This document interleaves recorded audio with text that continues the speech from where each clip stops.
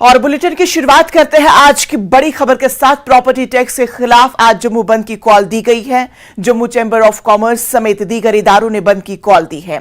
इन लोगों ने property tax का फैसला वापस लेने का मुतालबा किया और इसी बीच जम्मू के मुख्तलिफ इलाकों में कुछ ताजिर जम्मू बंद की कॉल की मुखालफत कर रहे हैं और प्रॉपर्टी टैक्स के हामी हैं। जम्मू चैंबर ऑफ कॉमर्स ने प्रॉपर्टी टैक्स लगाने के सरकारी फैसले के खिलाफ एहतजाज हफ्ते को जम्मू बंद की कॉल दी है। वहीं केसीसीआई के जनरल सेक्रेटरी ने कहा कि Kashmir chamber of commerce and industries बंद कॉल की हिमायत नहीं करेगा। उनका कहना है कि प्रॉपर्टी टैक्स पर हुकूमत से बातचीत जारी है।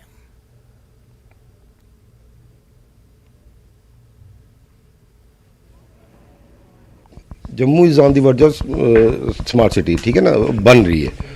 तो जम्मू ही है हमारा जो बचा हुआ था प्रॉपर्टी टैक्स के मामले में। अदरवाइज ऑल ओवर इंडिया तो कहीं पे भी आप देखो तो सब टैक्सेस हैं और यहाँ पे जो है बिल्कुल नॉमिनल लगा रही government.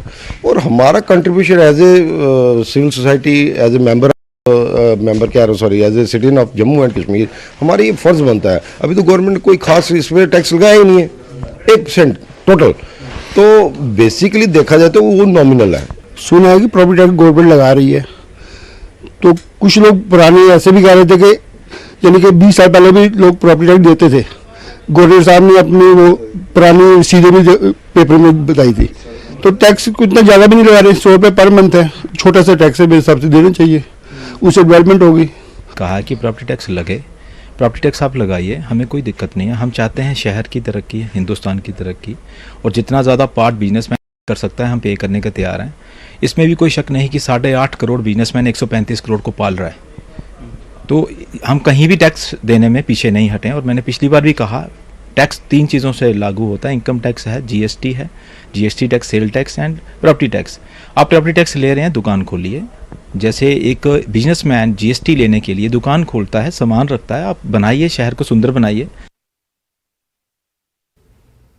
All Jammu Kashmir transport welfare association ने Jammu chamber of commerce and industries के जरिए जम्मू बंद के कॉल की हिमायत देने से साफ इनकार किया है। All Jammu Kashmir transport welfare association chief Vijay Singh ने न्यूज 18 से बात करते हुए कहा कि वो बंद की हिमायत करते, लेकिन इस सिलसिले में ट्रांसपोर्ट एसोसिएशन से कोई बातचीत नहीं की गई है। जम्मू चैम्बर ऑफ कॉमर्स और इंडस्ट्रीज़ द्वारा एक जम्मू बंद की कॉल जो है वो दी गई है, जिसमें युवा राजपूत सभा और अलग अलग बाज़ारों के जो प्रधान हैं उन्होंने भी उसका समर्थन किया है। बट ट्रांसपोर्ट एसोसिएशन का क्या कुछ कहना है, उन्हीं से बातचीत करेंगे। हमारे साथ विशाल सिंह चिप जी हैं, जम्मू कश्मीर विजय सिंह चिप जी, इनसे बातचीत करेंगे कि क्या कुछ इनका कहना है और क्या कल चक्का जाम रहने वाला है, क्योंकि कई सारे लोगों के मन में ये संशय है कि कल गाड़ियाँ चलेंगी या नहीं चलेंगी। विजय जी, क्या कुछ आपका मत है इसको लेकर? पहले तो प्रॉपर्टी टैक्स क्या कुछ आपकी द्वारा जो जानकारी है वो दी जा रही है, और साथ ही साथ जम्मू बंद को लेकर क्या कुछ आपका टेक है?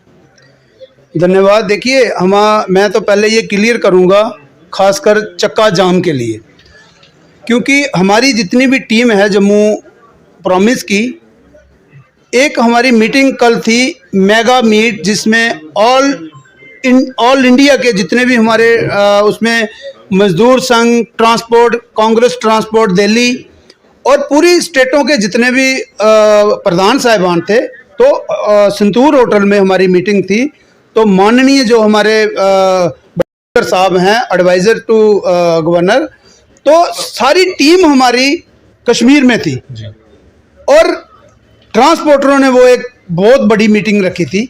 लेकिन कल एक प्रेस कॉन्फ्रेंस द्वारा हमें पता चलता है कि कल के लिए जो चक्का जाम की कॉल है, अभी हमारी टीम जम्मू पहुंची है आधा घंटा पहले, 1 घंटा पहले। तो सभी ने बैठ के हमने एक मीटिंग की, क्योंकि चेयरमैन जो हमारे अजीत सिंह जी है, उनकी तबीयत ठीक नहीं होने के कारण हमारी मीटिंग वहीं पे हुई और सभी ने डिसीजन, क्योंकि हमारी जो, खासकर मैं क्लियर करूंगा, हमारी जो ट्रांसपोर्ट है वो ऑल जे के ट्रांसपोर्ट है, ये जम्मू, खाली जम्मू सिटी की नहीं है। क्योंकि जब हमें कोई सुई चुभती है तो वो दर्द कश्मीर में भी होता है, और अगर कश्मीर में होता है जम्मू में भी। तो ये जल्दबाजी में लिया हुआ फैसला है। पहले तो मैं क्लियर करूंगा, हमारी गाड़ियां रोजमर्रा की तरह उसी तरह चलेंगी। कारण मैं आपको बताऊंगा कि एक तो पेपर एग्जाम्स चल रहे हैं सीबीआईसी के, दूसरा जब भी आपने देखा कि ट्रांसपोर्टरों को जब भी कोई उनकी मांग रहती जी। हैं तो हम सरकार को 10 दिन का अल्टीमेटम देते हैं। जी। तो मैं सवाल जहां ये खड़ा होता है कि अगर चैम्बर में स्ट्राइक पे जाना था, क्या इनका फर्ज नहीं बनता था कि 10 दिन पहले हमारे साथ बैठ के कोई रणनीति तैयार करते? तो मुझे लगता वो रणनीति कहीं कामयाबी की तरफ बढ़ती। तो ये ट्रांसपोर्टरों का जो आज का हमारा फैसला यही है, गाड़ियां जैसे हमारा चक्का चलता है उससे भी स्पीड से चलेगा। जी, धन्यवाद हमसे बातचीत के लिए। और साफ तौर पर चैम्बर की जो बंद की कॉल दी गई है उसे ट्रांसपोर्टर्स फिलहाल के लिए सपोर्ट नहीं कर रहे। हालांकि इनका ये कहना है कि प्रॉपर्टी टैक्स को लेकर ये अलग से एक मेमोरेंडम जरूर एलजी एडमिनिस्ट्रेशन तक पहुंचाएंगे कि उसे जो है वो नहीं लगाना चाहिए और उसको लेकर आगे जो रणनीति होगी वो ये अपने हिसाब से तय करेंगे। नेटवर्क 18 के लिए जम्मू से मैं रजत वोरा। नेशनल कांग्रेस के सदर और member parliament doctor Farooq Abdullah ने कई मामलात को लेकर कुल जमाती मीटिंग तलब की है। ये मीटिंग आज दोपहर 3 बजे होगी। इस मीटिंग में एसएसबी और एपटेक कंपनी के तनाजे पर बातचीत होगी। मीटिंग में इसके अलावा प्रॉपर्टी टैक्स, बुलडोजर की कार्रवाई व दीगर इश्यूज पर भी तबादला ख्याल होने का इम्कान है। जम्मू कश्मीर अपनी पार्टी और जम्मू कश्मीर पीपल्स कॉन्फ्रेंस से कुल जमाती इजलास में शिरकत करने से साफ इनकार किया। डॉक्टर फारूक अब्दुल्ला ज़ियारत से तशरीफ लाए हैं, ज़ियारत करके आए हैं आप। पहले ये कि ज़ियारत में क्या खास दुआएं, और दूसरा आते ही आपको जरूरत पड़ी ऑल पार्टी मीटिंग की, ऐसी क्या? ऑल पार्टी की मीटिंग मेरे जाने से पहले मुकर्रर हुई थी। जहां तक वहां जाने का सवाल है, जो ही काबा शरीफ के दीदार हुए तो मैंने पहली दुआ जो मांगी वहां अल्लाह से वही कि अल्लाह ताला हमारी रियासत में अमन लाए और हमारी मुश्किलों को दूर करे। हम मुसीबत में फंसे हुए हैं, हर तरफ से बर्बादी ही बर्बादी है, बेकारी है, बदहाली है, बीमारी है और ड्रग्स का भी है, हर तरफ से बेहाई भी बढ़ गई है। तो मैंने अल्लाह से कहा या अल्लाह अब हमें माफ़ कर और हमारे लिए रास्ते नेक कर, अच्छे कर। और जो मुकबिर हैं उनके लिए भी दुआ की कि अल्लाह उनको भी सही रास्ता दिखाए, उनको भी ईमान पे लाए। यही मेरी दुआ थी। डॉक्टर साहब, ऑल पार्टी मीटिंग में क्या खास मुद्दे रहेंगे? देखिए, ऑल पार्टी मीटिंग कल है, जब वो हो जाएगी उसके बाद हम लोग प्रेस कॉन्फ्रेंस करेंगे, उसमें आपके सामने सब मुद्दे आ जाएंगे। एपटेक का बड़ा मसला है, बहुत सारे नौजवान हैं जो सड़कों पर बैठे हैं, कह रहे हैं कि एपटेक एक ऐसी ब्लैक लिस्टेड कंपनी को लाया है, हमारा फ्यूचर दाव पे। जी, मैंने देखा है, वो भी इंशाल्लाह उस पर भी बातचीत होगी और उस पर जो भी वहाँ पे बहस होगी उसमें जो भी सोल्यूशन निकलेगा वो आपके सामने लाएंगे। हम गवर्नमेंट बहुत एडमेंट है, मानती नहीं है, वो कह रहे हैं कि हमें करना ही करना है। अब देखिए ना डॉक्टर, एपटेक पे लड़के उम्मीदवार जो हैं वो प्रोटेस्ट कर रहे हैं। सरकार ने दूसरे ही दिन एसएसबी के थ्रू निकाला कि इम्तिहान होगा, इसी कंपनी के थ्रू होगा, नोटिस निकली, अब उनको रोल नंबर स्लिप्स भी इशू होने वाले हैं। आपको नहीं लग रहा है ये बहुत ज्यादा हो रहा है, एक ही तरफा हो रहा है? देखिए, जरूर मैंने ये सुना, कल जो मीटिंग है इसमें हम लोग पूरी तरह से बहस करेंगे और जो भी हमसे होगा हम उस पर फिर अमल करेंगे। कितने लोगों के आने की उम्मीद है? देखिए, मैं जानता नहीं, हमारी तरफ से दावत हर एक को है। अब उनमें से कौन आता है जिसको अल्लाह ताला तौफीक दे आएगा वो नहीं जानता। बीजेपी को दावत देंगे? नहीं, कल होगी और इसमें मुद्दे जो डॉक्टर फारूक अब्दुल्ला ने कहा वही मुद्दे हैं जो यहाँ के आज के मुद्दे हैं। उन्होंने साफ नहीं कहा, लेकिन उन्होंने कहा एपटेक को लेकर, टैक्स को लेकर जो भी मुद्दे हैं उन पे बात होगी। हमने पूछा कि बीजेपी का क्या, बीजेपी को दावत देंगे? उन्होंने कहा बीजेपी के मामले में कहा कि नहीं, बाकी सब पार्टियां, हालांकि बीजेपी ये इल्जाम लगाती रही है, ये असल में बीजेपी के खिलाफ मुहाज खोलना है, लेकिन मुद्दे हैं अपोजिशन के पास। आज की तारीख में उनके पास काफी मुद्दे हैं जिन पे हुकूमत को घेरा जा सकता है। Shabbir Ahmed, news 18, Srinagar. Service selection board Jammu Kashmir के चेयरमैन राजेश शर्मा ने इम्तिहानात लेने के लिए एपटेक कंपनी को कॉन्ट्रैक्ट देने के फैसले का दिफा किया। न्यूज़ 18 जम्मू कश्मीर लद्दाख हिमाचल के सीनियर एडिटर तेजेंद्र सिंह सोडी के साथ खास बातचीत के दौरान उन्होंने कहा कि तमाम उसूल ज़वाबित और गाइडलाइंस को मद्देनजर रखते हुए ये कॉन्ट्रैक्ट दिया गया है। शर्मा ने एसएसबी उम्मीदवारों के एहतिजाज और इम्तिहानात से जुड़े उमूर पर खदशात को लेकर भी इजहार ख्याल किया। कंट्रोवर्सीज और service selection board Jammu Kashmir का चोली दामन का साथ चल रहा है। पहले 2 एग्जामिनेशन को कैंसिल करना पड़ा और अभी एसएसबी एस्पिरेंट्स सड़क प्रोटेस्ट कर रहे हैं। ये कह रहे हैं कि एक प्राइवेट कंपनी जिसको एग्जामिनेशन कंडक्ट करने का कॉन्ट्रैक्ट दिया गया है वो ब्लैक लिस्टेड है, तो जम्मू कश्मीर में वो एग्जाम क्यों कंडक्ट कर रही है। इन सारे मुद्दों पे हमसे बात करने के लिए राजेश शर्मा जी हैं जो एसएसबी जम्मू कश्मीर के चेयरपर्सन हैं। इनसे बात करते हैं और इनसे जानते हैं कि इन कंट्रोवर्सीज ये कहां लेकर जा रही हैं एसएसबी को। सर, न्यूज 18 जम्मू कश्मीर लद्दाख हिमाचल से बात करने के लिए आपका बहुत बहुत धन्यवाद। कंट्रोवर्सीज का ऐसा लग रहा है कि एसएसबी के साथ चोली दामन का साथ है। 2 रिक्रूटमेंट जो हैं वो सीबीआई उसकी इंक्वायरी कर रही है, हालांकि वो एग्जामिनेशन कैंसिल हो चुके थे। अब ये लेटेस्ट कंट्रोवर्सी एक private Aptech company exam conduct कर रही है, उसको लेकर तो क्या सर पूरा माजरा क्या है, हमारे व्यूअर्स को बताएं सर। इसमें आपको ना एक पहले इसको प्रोसेस को समझिए कि ये इनकी क्रोनोलॉजी क्या है। मार्च 2022 में 3 एग्जाम हुए हैं, अकाउंट्स असिस्टेंट का, followed by junior engineer civil, followed by sub inspector. ये तीनों एग्जाम कैंसिल हो गए। इनमें कुछ रिपोर्ट्स आई, एक सरकार ने हाई कमेटी बिठाई, हाई पावर्ड कमेटी थी, उसकी रिकमेंडेशन में ये एग्जाम कैंसिल हो जाते हैं। कैंसिल होने के बाद सीबीआई को दिया जाता है, ये सरकार देती है, यही लोग देते हैं, चेयरमैन भी यही है। हाँ, चेयरमैन भी यही है और रिकमेंडेशंस भी शायद मैं आपसे शेयर करना चाहूंगा।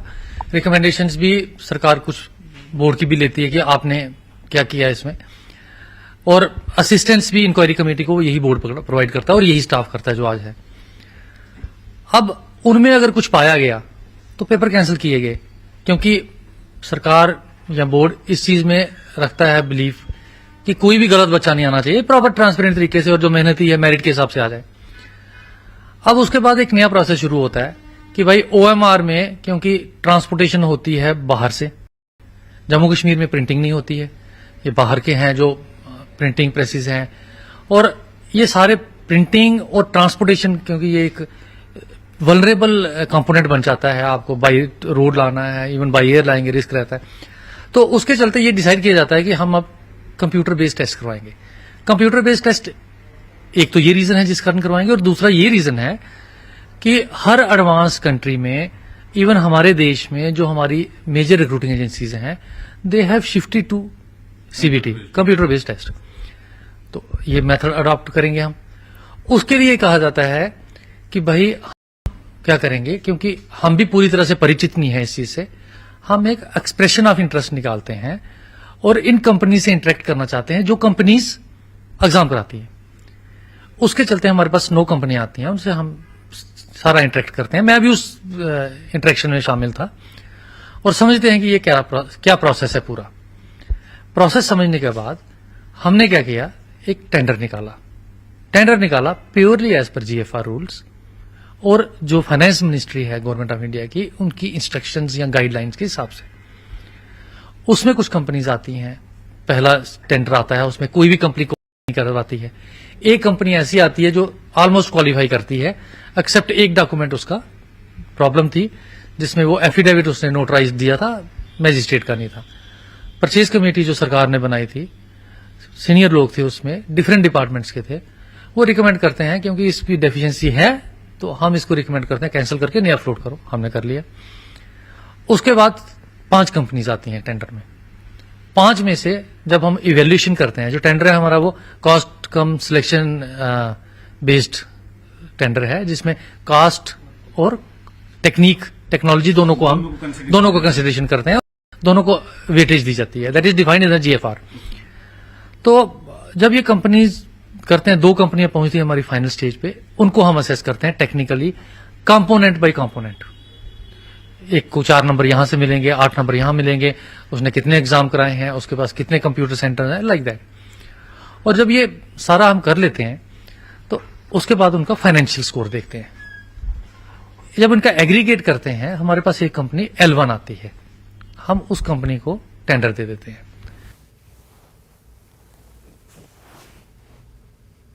हाईकोर्ट ने एपटेक कंपनी को इम्तिहान मुनक्किद कराने की इजाजत दे दी है। दोबारा सुनवाई के लिए मामला सिंगल बेंच को वापस कर दिया गया है। दरअसल डिवीजन बेंच ने एपटेक कंपनी बनाम विंगल शर्मा मामले में अपना ये फैसला सुनाया है। अब मामले की नए सिरे से जांच करने के अहकाम जारी कर दिए गए हैं। याद रहे कि उम्मीदवार एपटेक के जरिए इम्तिहान मुनक्किद कराने के इंतजामिया के फैसले की जमकर मुखालफत कर रहे हैं। ब्रेक के बाद फिर से आप सबका इस्तकबाल करती हूं और अगली खबर का रुख करते हैं। पटन के बोधीबग नाले पर करोड़ों रुपए की लागत से तामीर किए गए पुल गुज़श्ता कई बरसों से काबिल आमदरफ्त नहीं बनाया जा रहा है, जिसकी वजह से आम लोगों को काफी मुश्किलात दरपेश है। मकामी लोगों का कहना है कि 2019 में इस पुल को तामीर किया गया था और इस पुल के एक तरफ एक मकामी शख्स की 7 मरला जमीन है, जिसको अभी तक मुआवजा नहीं दिया गया। इस शख्स के एतराज की वजह से करोड़ों रुपए की लागत बनाया गया ये पुल अभी तक काबिल आमदरफ्त नहीं बनाया गया। इलाके के लोगों को मामूली मसाफत के बदले कई किलोमीटर का सफर तय करना पड़ता है। बोधीबग और इसके आसपास के लोगों का कहना है कि आज तक उन्हें सरकारी दफातर के सिर्फ चक्कर ही काटने पड़े, लेकिन सिंस 2019 से पेंडिंग था ये ब्रिज। इससे पहले हमें यहाँ पे वुडन ब्रिज था, वो 40 साल पुराना था। मुझे भी याद है कि हम उससे ट्रस्ट पास कर रहे थे, लेकिन गवर्नमेंट ने इसको 2009 में अप्रूवल दिया, कंस्ट्रक्शन का काम स्टार्ट किया है। एक साइड से कंप्लीट है, अब दूसरी साइड से किसी बंदे ने एतराज किया है कि इसके नीचे मेरा कोई जमीन है। गवर्नमेंट ने ये कहा कि अगर इसका जमीन है हम उसको कंपनसेशन देंगे, लेकिन अभी तक उन्होंने उसको कंपनसेशन नहीं दिया है। और मैंने पर्सनली डीसी साहिबा को भी व्हाट्सएप किया है कि हमें ये प्रॉब्लम है, बहुत सफर कर रहे हैं, क्योंकि हमें 2 किलोमीटर वहाँ से गुजर के फिर हॉस्पिटल पहुँचना चाहते। 4 साल से आजकल कर रही है इंतजामिया, R&B डिपार्टमेंट, एग्जाम साहब, मागम डिवीजन, वो कहते हैं हमने पैसा डाल दिया एसडीएम साहब को। एसडीएम साहब कहते हैं मैंने कलेक्टर साहब को भेजा था फाइल, मगर हमें नहीं लगता है हमारा मसला क्यों हल नहीं हो रहा है। मुश्किल गसान सख्ती और पकनस टिकनस सख्ती, गोड पे गुन सठा मुश्किल कारबार यपर हस्पताल पे गुन पत्थर आब मज कदम प्रून सह कोरुक युथ पकान टुकान थोक मौका। देखिए वो उसका जो ROW में है, जो अप्रोच रोड है, उसमें तकरीबन 7 मरले जो हैं वो that are coming under the land acquisition. हम लोगों ने इंडेंट रिसीव किया है and as per the RFCT LRA जो हमारा राइट टू फेयर कंपनसेशन है, आई हैव जो हमारे लैंड पेपर्स है वो सारे कंप्लीट हैं। उसमें ऑथेंटिकेशन की थोड़ी बहुत दिक्कत थी फ्रॉम द डिपार्टमेंट, वो हम लोगों ने रिसीव किया है। एंड जो उसका सेक्शन 4 के लिए जो RFCT LRA में उसमें अप्रूवल के लिए मैंने डिस्ट्रिक्ट कलेक्टर को भेजा हुआ है। I am shortly expecting that to be received. जो ही वो रिसीव हो जाएगा and will proceed further into the matter and जो इसका जो लैंड एक्विजिशन प्रोसीडिंग है वो हम लोग कंप्लीट कर लेंगे। इन द मीन टाइम चूँकि पैसा वगैरह जो है वो डिपॉजिट हो गया है एंड बेसिक प्रोसीजर्स जो है वो कंप्लीट हो चुके हैं। सरकार जो इस वक्त दावे कर रहे हैं कि हम यहाँ डेवलपमेंट वर्क्स जो है वो फौरी तौर हल होती हैं और तामीर तरक्की का दौर चल रहा है, मगर यहाँ ये सवाल उठाते हैं कि गुज़श्ता 4 सालों से इनकी तामीर तरक्की कहाँ रुकी हुई है। और ये डिमांड कर रहे हैं बोधीबग और इसके मुल्का इलाके के लोग, और ये सरकार से, गवर्नर इंतजामिया से, मुतल्लिका हुकाम से, R&B डिपार्टमेंट से कि जल्द इस पुल को काबिल आमदरफ्त बनाया जाए और उनकी जो दीनाना मांग है और जिस शख्स ने एतराज़ जताया है उनकी जो ज़मीन है इस पुल के सामने से, और उन्हें भी जो पैसा है उनको वागुजार किया जाए और उसके बाद ये पुल जो है काबिल आमदरफ्त बनाया जाए। न्यूज़ 18 जम्मू कश्मीर के लिए मैं बोधीबग पटन से मुनीर हुसैन हुर्रा। बारामूला पुलिस के ज़ेर एहतमाम वुमेन्स पुलिस स्टेशन बारामूला में यौम ख़वातीन और हुकूक निस्वा उन्वान पर एक पुरवकार तकरीब का इनकाद किया गया, जिसमें SSP श्री आमोद अशोक नागपुरी ने मेहमान खुसूसी के तौर पर शिरकत की, जबकि SHO Boniyar, DSP Kabira Nazir, DSP DR Peerzada Ejaz Parvez, social justice बराए ख़वातीन के ज़िला इंचार्ज बुशरा क़यूम के अलावा काफ़ी तादाद में ख़वातीन ने शिरकत की। इस मौके पर मुकर्रीन ने हुकूक निस्वा पर रोशनी डालते हुए कहा कि ख़वातीन को अपने हुकूक और मसाइल के हल के मुतालिक मालूमात हासिल करनी चाहिए।